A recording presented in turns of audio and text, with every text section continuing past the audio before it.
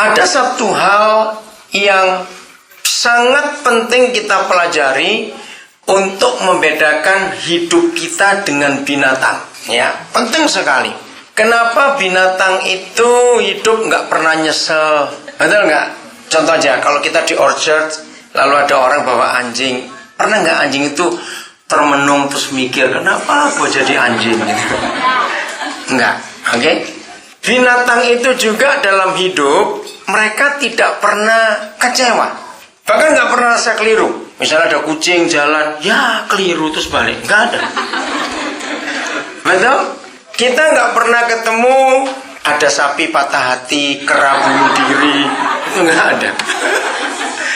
Serius itu. Nah, kalau kita simpulkan, berarti siapa lebih bahagia, kita atau mereka? Nah, betul sekali, nggak usah ragu-ragu. Ingat Tuhan Yesus pernah berkata di Matius 6, kenapa kamu suka khawatir? Lihat itu burung-burung di udara. Mereka nggak punya lumbung, nggak punya sawah, nggak punya apa. Kalau bahasa sekarang gini, lihat burung-burung, nggak pernah punya ATM. Tapi nggak pernah khawatir dalam hidup. Ayo, ATM saudara berapa? Pasti lebih dari satu. Oke? Nah, mengapa binatang seperti itu? Ada satu yang kita harus pelajari. Binatang dan manusia itu sama-sama punya pikiran. Ada bahasa pidgin. Bahasa pidgin itu Inggris Papua New Guinea. Ya, kami pernah ke sana pusing lihatnya. Jadi mereka bilang kalau orang lupa itu lose think. Lupa. Mandi itu wash. Wah, hebat sekali mereka. Ya, itu bahasa Inggris pidgin namanya. Terus surga mereka bilang please belong Papa God. Bagus itu kata, bagus sekali. Ya. Terus kalau bilang attention, hati-hati, talk save. Ya talk save itu loh, dibaca talk save. Saya bilang ini apa ini mereka ngomong? Nah, itu orang pidgin, bahasa pidgin ya, cuma ada di Papua New Guinea itu. Binatang dan manusia sama-sama punya pikiran. Ya, think tadi, lose think ya lupa. Oke? Tapi manusia punya memori.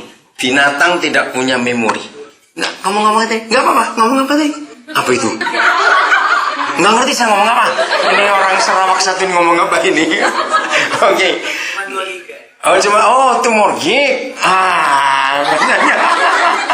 Oke, dengerin ya. Makasih Maron lanjut. Karena binatang tidak punya memori, maka itu mereka nggak pernah stres.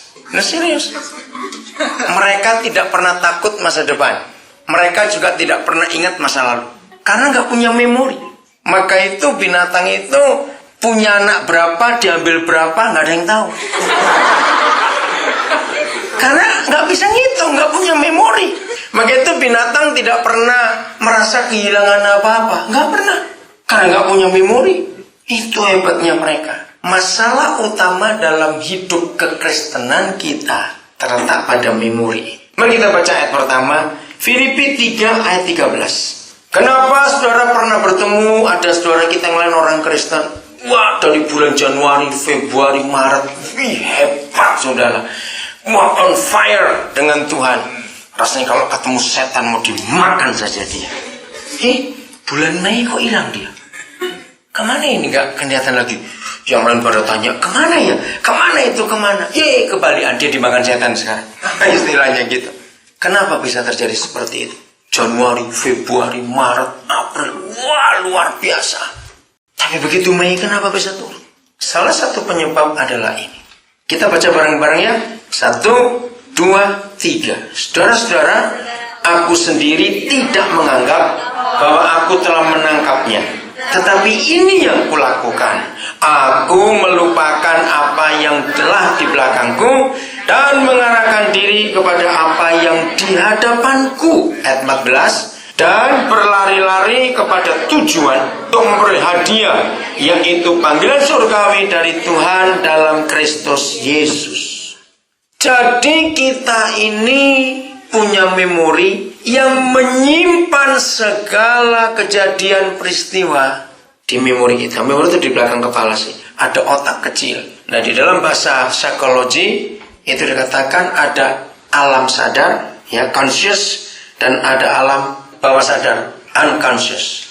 Yang sadar itu cuma kelihatan 10%. Justru yang 90% itu di bawah sadar. Apa saja yang terjadi waktu kita masih anak-anak. Kita pernah dipukul oleh bapak. Itu masih tersimpan di sini. Kita pernah, maaf, ada orang tua yang kejam menghukum anak dengan ditelanjangi di depan teman-temannya. Itu masih ingat. Waktu ayah ibu, papa mama berkelahi bertengkar, tersimpan. Maka itu kenapa sering terjadi dalam hidup kita. Lagi tenang, diam, tiba-tiba tertawa sendiri. Pernah gitu nggak? Kenapa itu aja? Karena memorinya mengeluarkan yang lucu-lucu itu. Juga kadang-kadang tanpa disengaja, nggak ada apa-apa, kita bisa nangis sendiri. Nah, tergantung bagaimana memori itu bekerja. Ini yang jadi masalah dalam hidup kita. Ketika kita lagi sungguh-sungguh dengan Tuhan, firman Tuhan bekerja luar biasa. Alam bawah sadar kita diam. Tapi ketika ada sesuatu yang menggoncangkan kita jadi marah mungkin, kita jadi jengkel. Nah, yang lama itu keluar. Maka firman akan hilang semua. Kita jadi orang yang berbeda. Teman-teman kita jadi kaget. Kenapa kamu jadi begini? Nah, saudara, Bapa di surga dengan kuasa darah Yesus, Dia berurusan dengan masa lalu kita. Yang pernah disakiti, pernah dikecewakan. Atau pernah yang baik, yang manis, yang indah. Tapi itu dulu.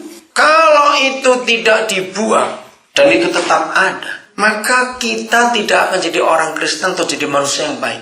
Ini nggak bicara soal gereja, nggak bicara soal kekristenan. Karir, apa saja yang ingin kita capai ke depan. Ingat tadi 14, aku berlari-lari ke depan. Nggak ada orang berlari ke belakang. Betul? Berlari ke depan.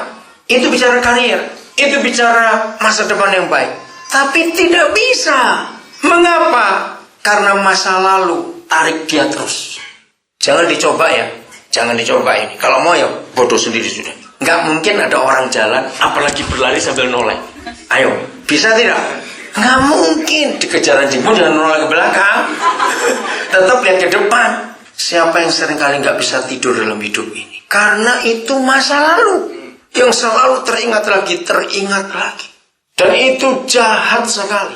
Karena apa? Membuat kita tidak bisa maju. Orang yang seperti itu biasanya kalau ngomong, bicara selalu banyak. Aduh, seandainya pacarku nggak ninggalin aku sudah punya anak sekarang ya.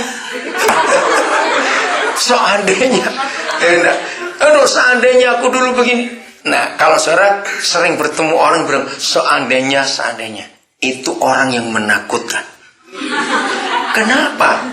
Sebab hidupnya ketinggalan sekian tahun ke belakang. Jadi kalau dia di sini hari ini makhluk halus namanya.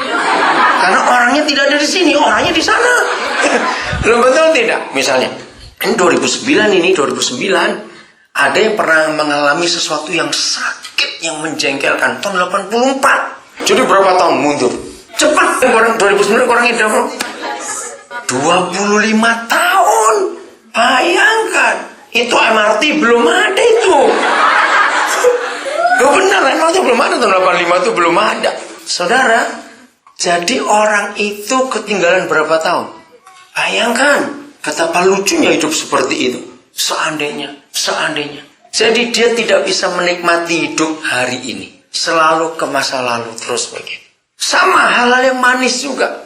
Maaf kalau saya beri ilustrasi ini. Waktu itu papa mama masih hidup. Mereka orang kaya, wah, setiap bulan keluar negeri. Pengangguran apa? Setiap bulan keluar negeri misalnya begitu.